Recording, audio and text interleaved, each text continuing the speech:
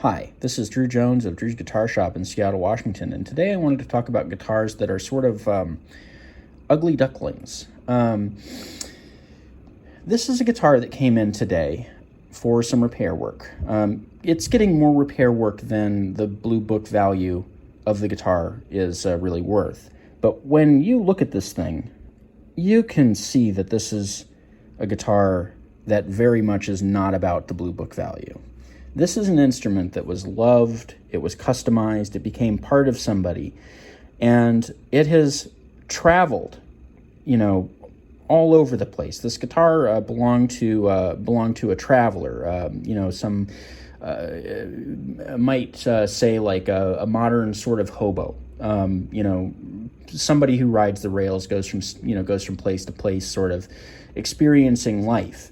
And I'm sure that watchers of this video may have varying opinions about, about that sort of thing. But the bottom line, I would say, is that makes for a very interesting life. And this guitar has been exposed to a very interesting life. The current owner of this guitar, who bought it from this person, we got to talking about it, and I sort of, waxed a little metaphysical, and I said, I think that these instruments absorb a little bit of energy, from their experiences and from the players who have them, and, from what they are involved with. And, the guy just kind of nodded his head and smiled, he agreed with me on it. And yeah, this is definitely something that has seen some miles and seen a lot of love. I love what they did here. I was originally looking at this thinking that this was carved into the top, and I was a little concerned about the thickness of the top over here, but this is actually wood that was cut and then glued down.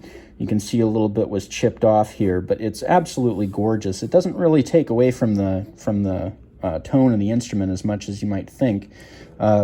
There are a couple of separated X braces in here that are going to get fixed, and the saddle is actually mislocated on this guitar, and so we're going to be plugging and rerouting this. When this comes back, it's going to sound better than it ever did, probably. But the owner of this guitar really loves it, and this is apparently the one that he always busts out to write new songs with, and I don't think that that's a coincidence. Yeah, what can you really say about something like this? Just, I love to see instruments that were played, that were loved, that had, real lives, and have seen some miles. Love the fact that this has also seen some repair work at some point. Somebody replaced this first fret with a jumbo at some point and kind of filed it way the hell down so it matches the rest of the fret height. This fret down here is also not the original. You can see that that's thinner than the rest of the frets on here. The reason that this isn't the first fret is because this is a 0 fret. You can see that this nut back here, all it's really doing is setting the string distance. The thing that the strings are actually sitting on is that 0 fret, and that's so that you can get the very lowest action at the nut possible, because you're just, theoretically going over a fret that's the same height as all the other frets. May or may not be the case here, since this was obviously replaced at some point. Truss rod is going to need a little bit of love. It's kind of maxed out, and so we're going to have to add a little bit of material in there, take away a little bit of material to get a little bit more bite on those threads to get it to move. We'll have to see kind of where that sits, when we get into this repair. Hopefully we'll be able to do something about that. The main thing that concerns me is the braces currently, and so that's going to be the first thing that gets fixed. And the next thing that may happen is that this may get a neck shim, because the action is pretty high on this thing, and I don't think that I'm going to be able to completely reduce that coming from the neck, or coming from the bridge end. You can see also that the saddle here was slotted. This is a common thing that you see with guitars that kind of get worked on at home. Flat top guitar bridges are not meant to be slotted, and so if you see this kind of thing, it's the sign that it's been worked on by somebody who not quite a professional luthier.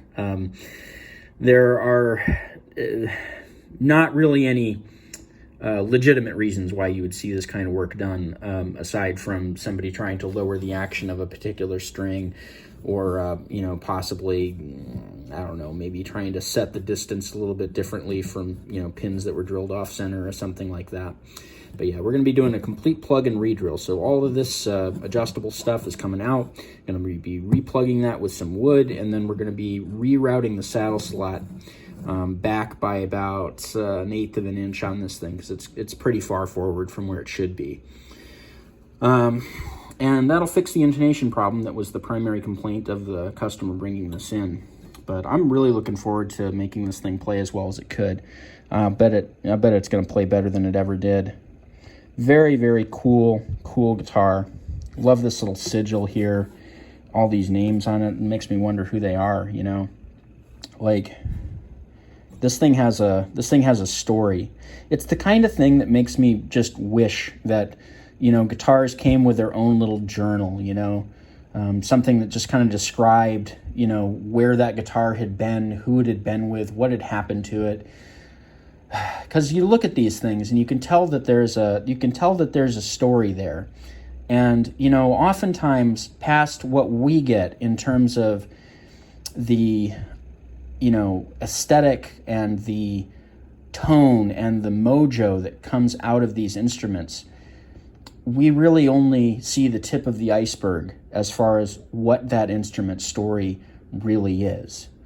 But wow, if this thing could talk, I'm sure that it would be just a fantastic journey.